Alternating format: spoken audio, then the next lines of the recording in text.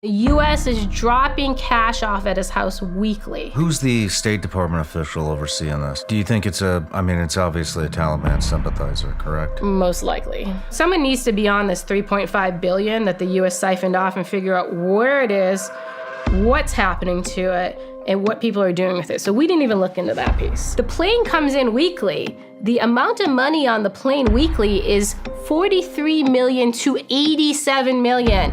Like, that's a big stretch. If you tell me it has $40 million on the plane and the plane is arriving with $87 million. Let's get into how the U.S. is funding terrorist organizations. Perfect. Specifically, you want to start with Taliban? Yeah, it'll all go connect. So okay. This is just to be a long response probably, but I want to talk about the buckets of money first, if that makes sense. Yeah, please do. So there's 3 big buckets of money, and then we focused on the third. So the first bucket of money it was $7 billion, and this was just basically the bank reserves the government of Afghanistan owned when it fell. Does that make sense? Mm-hmm. So it was offsite, right? It was here. So $7 billion. Mm-hmm. So basically what the U.S. government has done with this $7 billion is they split it in half and said, we're going to give $3.5 billion to the victims of 9/11. If anyone from victims of 9/11 have gotten any of this $3.5 billion, which is earning insane interest monthly, please let me know, because I've yet to meet someone besides lawyers who made any money.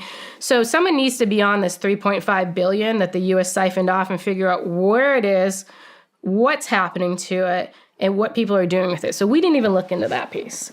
So the other $3.5 billion got taken and put in a Swiss bank account. This is so what we saw from. So in Libya, there was $200 billion that went missing, okay? Completely different situation. $200 billion of Gaddafi's money is like gone. So we get very concerned when something moves to Switzerland. So $3.5 billion moves to Switzerland, and now this is given to the Taliban. So the $3.5 billion belongs to the Taliban government. It's overseen by 4 individuals in Switzerland, a State Department officer, which is crazy. Like, I could see Department of Treasury, Commerce, like put a real money person on it. So a State Department officer, a Swiss diplomat, and then 2 Afghans. One Afghan kind of makes sense. He was basically the head of their finance department way back when, kind of when the Taliban first started taking over. He at least has a background. And then the last Taliban guy, it's very strange. I don't like to say rumors, but there might be some sort of nepotism that got them into that role. And the nepotism might involve family connected to our envoy. So we have an envoy to Afghanistan, Tom West. Lots of issues involving him and his sympathies towards the Taliban. Even after the fall of Afghanistan, he actually said, we will do anything at all costs to recognize the Taliban. So this is the broker we have, right? He'll do anything at all costs to recognize the Taliban? Are you kidding me, right? So this guy's already a problem. So these are the people. So it's just these 4 people overseeing this $3.5 billion. It's already earned like over 180 million in interest. And then, so I've asked around to see, has the Taliban taken any money from it? And then I get mixed responses. Some people say they haven't touched it. Some people say, well, we think they paid they owed the Uzbekistan all this money for, it's kind of like electricity bills.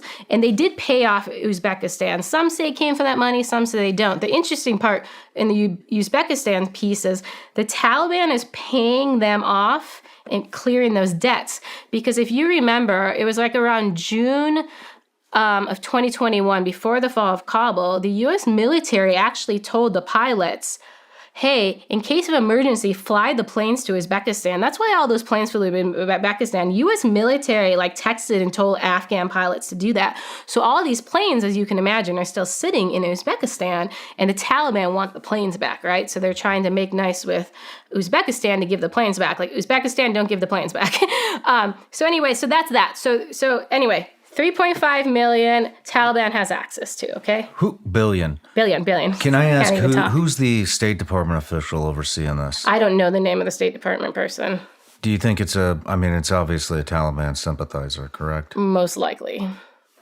So that's that. I didn't really look at that money because obviously the 3.5 billion is not where the money came from AQIM, right? So then there's a second pocket of money, which everyone tells us is the 40 million a week that comes on the airplane and comes into Afghanistan. The interesting part is I was like, well, is it 40 million a week, right? Because you got to ask these questions because, there's not been a lot of honesty.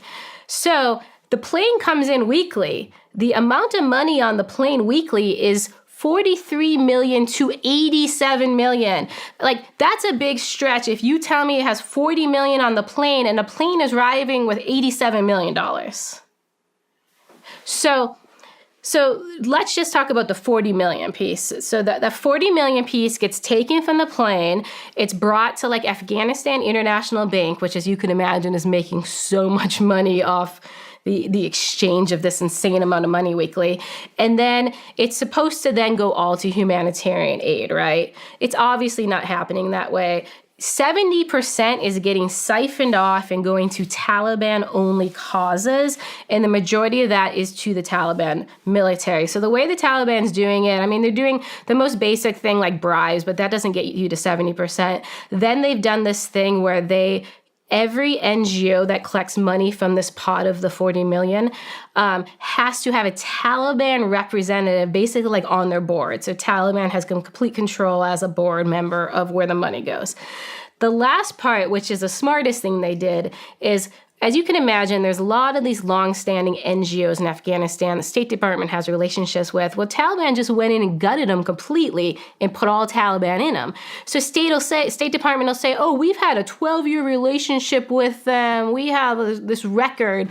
And they're not being honest and telling you, oh, well, the NGO we had a relationship with, none of them work there anymore, and it's all now just Taliban. So that's the key way they're siphoning this money.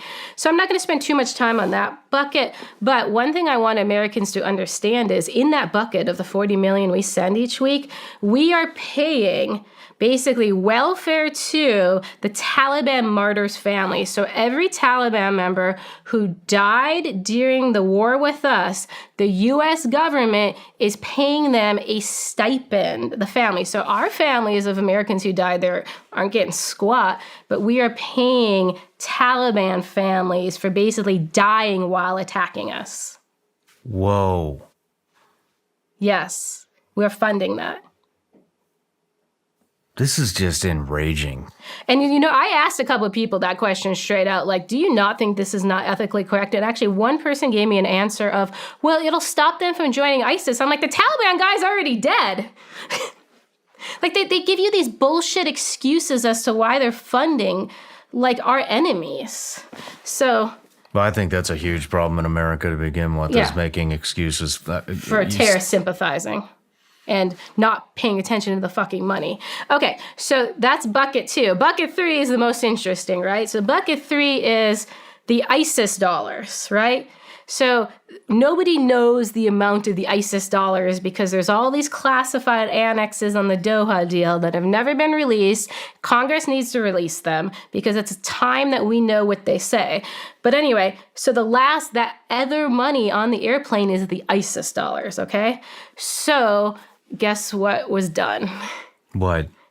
Well, what do you do? What do people do when they like to follow terrorists around? We followed the money. Mm-hmm. So the money's all the money in the airplane is supposed to go to the Afghan International Bank and go to humanitarian aid. Well, a big chunk of the money comes off the airplane and goes other places, and it has 8 stops. So you ready for them? I'll just do the 8 stops and then we'll talk through each of them because it'll be easier and maybe I'll remember it better. First stop. So this is the delivery weekly of U.S. dollars. It goes to the Prime Minister of the Taliban. So his name is Mullah Mohammed Hassan Akhund, okay? The second delivery goes to my favorite person, the Deputy Prime Minister, Mullah Burader. The third delivery goes to the GDI, who I told you is Taliban CIA. It's run by... Abdul Haq Wasik, if you remember, he was one of the ones released for Bergdahl. So far, by the way, Mohammed, number 1, Burader, and was Sikh. These are all sanctioned designated terrorists. So all three of these deliveries are against U.S. and international law, by the way, okay? The next delivery goes to the Ministry of Interior, which I told you already is led by Sirajuddin Haqqani, and that's where all the passports are being made for terrorists. The fifth one, Siraj is double dipping. Then they do a delivery to his house. So delivery number 5 goes to the home of Sirajuddin Haqqani, which should blow people's mind. This man sent 1,050 suicide bombers at U.S. and NATO troops. Over 1,000 suicide bombers were sent by him alone. And the U.S. is dropping cash off at his house weekly. Like, it's mind-blowing. Then I'm almost losing track where we are. The next delivery goes to Hibatullah Akhundzada, who's the head of the Taliban. The next delivery goes to Saif al-Adil, who is basically the head of Al-Qaeda's military commission. And then the last delivery goes to 3 people, but I think we wait, because if I do that one, we're going to have to talk about the first 7 deliveries, if that's okay. Okay. So we'll come back. Let's start with number 1. Yeah. So number 1, like I said, Prime Minister of the Taliban, designated. He's an interesting fella. He is basically... So he got put in his role because they thought, hey, he's longtime Mullah Omar supporter. He will stay in line with the Taliban. Like, he's the right person for the job. The interesting part is publicly he backs the head of the Taliban on everything. Privately, because during those 20 years we were fighting, he got very, very wealthy off Taliban funds and did a lot of investments in Pakistan. So he has like these natural leanings towards the Pakistanis because he has huge financial investments there. So he's kind of a little two-faced. He's playing the Taliban and playing Pakistan, right? So in case he needs the fallback location of Pakistan. And what a lot of people don't know is he's not going to be in his position long because Hibatullah has been trying to move him out. He's trying to put his chief of staff there, but he has cancer. And so he's having to go to Pakistan for cancer treatments, as you can imagine, because 5 million people fled Afghanistan, and who all fled? The educated, the good doctors. So he has to go to Pakistan to get proper medical attention because he can't get in Afghanistan. So that's basically our first delivery.